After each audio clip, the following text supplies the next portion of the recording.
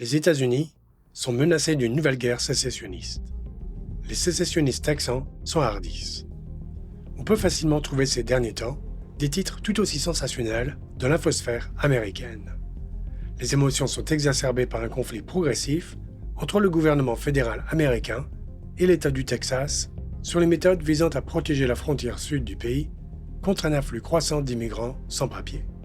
Le Texas accuse le gouvernement américain de manquer à son devoir constitutionnel de protéger la sécurité de l'État et prend les choses en main. En a-t-il vraiment le droit? Quelles pourraient être les conséquences de ce différend? Découvrons-le. Bienvenue dans le rapport des années 20.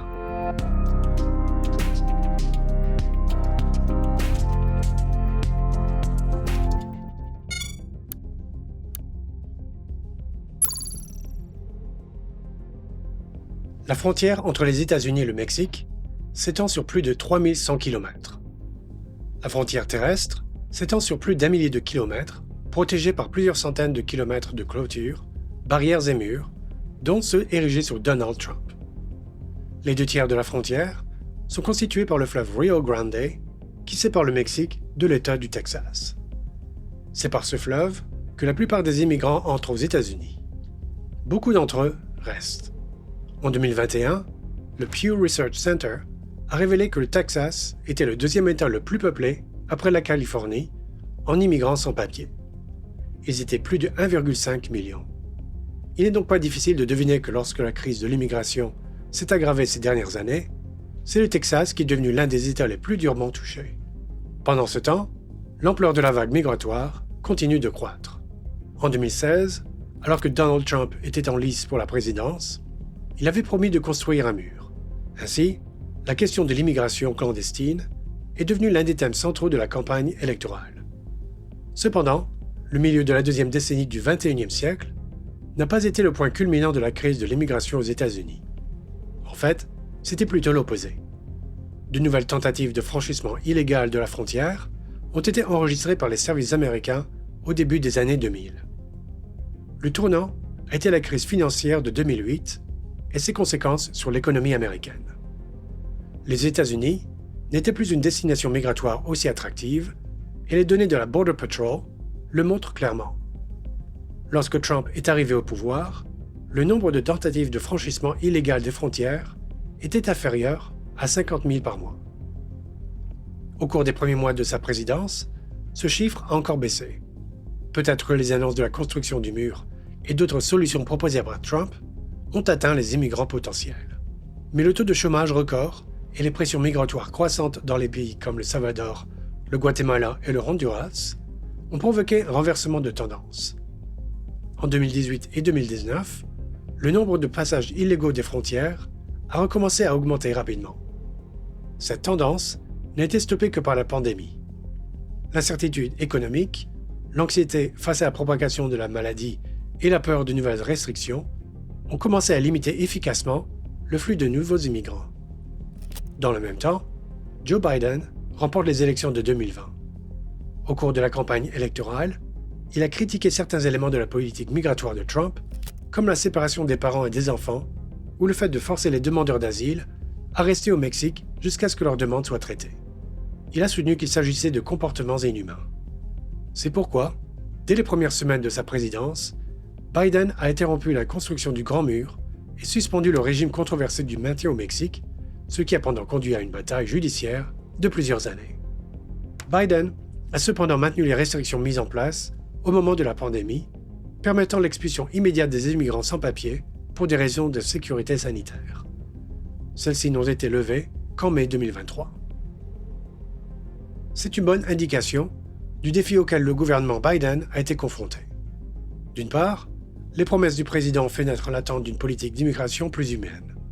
D'un autre côté, l'image de Biden, plus indulgente envers les immigrés sans papier, combinée à l'ouverture des frontières post-pandémiques et aux pressions migratoires pré-pandémiques déjà en place, a entraîné un afflux record de nouveaux immigrants.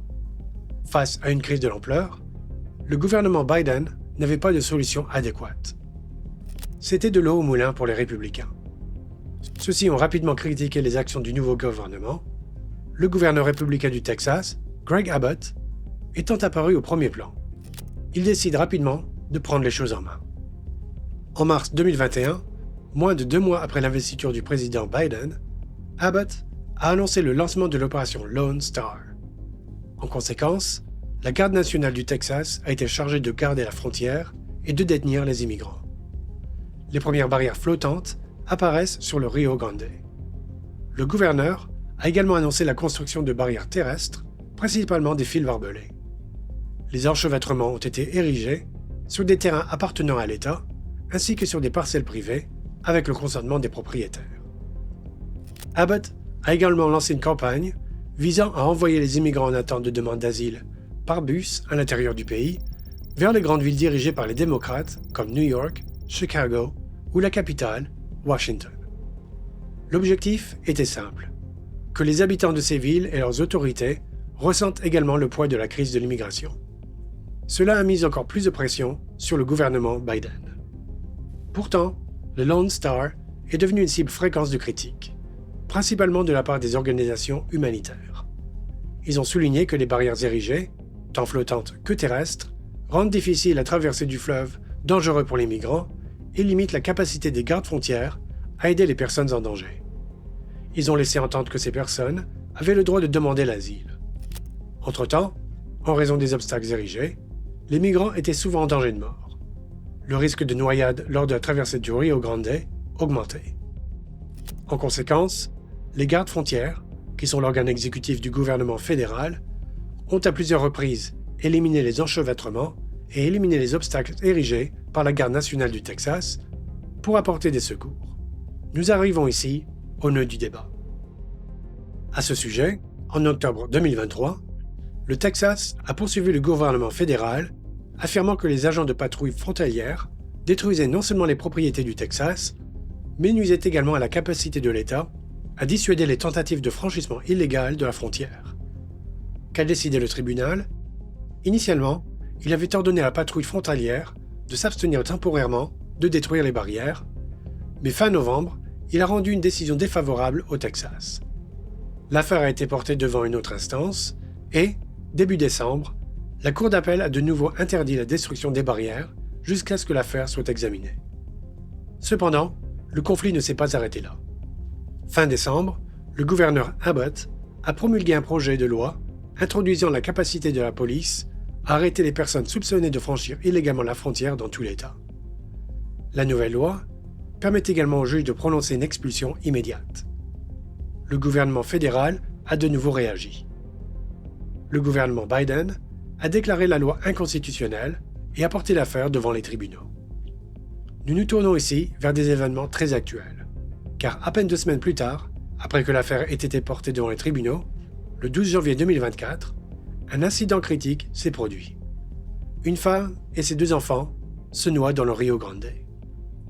Le gouvernement Biden affirme que les gardes-frontières ont pu tenter de fournir de l'aide, mais cela en a été empêché par les enchevêtrements et l'attitude de la Garde nationale qui a refusé l'entrée des agents des gardes-frontières. La zone autour de la ville d'Eagle Pass, au Texas, est soudainement devenue le centre de l'attention des médias. Quelques jours plus tard, le gouvernement a adressé une requête à la Cour suprême pour autoriser les gardes-frontières à retirer les barrières. La Cour suprême est dominée par les conservateurs. Néanmoins, une décision favorable au gouvernement Biden tombe. Le juge en chef John Roberts, ainsi que la candidate de Trump, la juge Amy Coney Barrett, se prononcent en faveur de la possibilité pour le service fédéral de supprimer les barrières. Le Texas n'est cependant prêt de céder. Ce n'est pas fini. Les barbelés du Texas sont un moyen de dissuasion efficace contre les passages illégaux encouragés par Biden. Je continuerai à défendre l'autorité constitutionnelle du Texas pour sécuriser la frontière et empêcher le gouvernement Biden de détruire nos propriétés. Le gouverneur Greg Abbott a écrit sur X. En parlant du droit constitutionnel du Texas à défendre ses frontières, Abbott cite une disposition de l'article 1 de la Constitution américaine.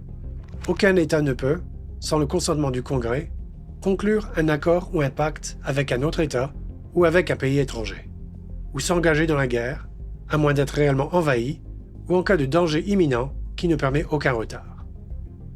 Selon le gouverneur du Texas, l'afflux actuel d'immigrants sans papier est une invasion contre laquelle le Texas a le droit de se défendre lui-même en vertu de cette disposition. Il souligne également que le gouvernement fédéral n'a pas rempli son devoir constitutionnel en vertu de l'article 4 de la Constitution de garantir que chaque État dispose d'une défense contre l'invasion. La position de Abbott était soutenue par presque tous les gouverneurs républicains. Dans une déclaration spéciale, ils affirment également que le Texas a le droit constitutionnel de défendre ses propres frontières. Cependant, cette interprétation de la Constitution américaine soulève de sérieuses questions. La Constitution américaine a été rédigée à la fin du XVIIIe siècle.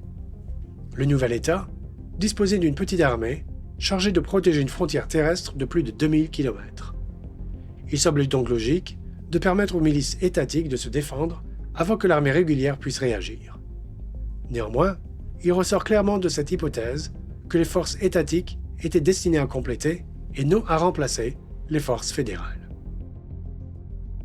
Les actions de Abbott soulèvent une question fondamentale. Un État américain peut-il mener sa propre politique d'immigration en ignorant Washington, D.C.? Quelle est réellement la relation entre les États et Washington? Notez la phrase qui figurait dans la lettre des gouverneurs soutenant l'action du Texas. Le gouvernement Biden a abdiqué ses obligations constitutionnelles envers les États. Le Texas a toutes les justifications légales pour protéger la souveraineté de nos États et de notre nation. Les auteurs font ainsi référence à la théorie selon laquelle les États-Unis sont nés d'un pacte entre les États, en vertu duquel ils ont renoncé à certains de leurs pouvoirs au profit du gouvernement fédéral.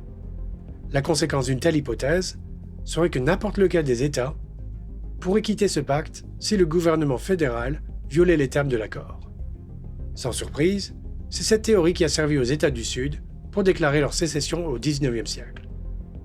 Adopter cette théorie aurait également signifié que chaque État pourrait ignorer les lois du gouvernement fédéral, invoquant leur contradiction avec l'accord conclu.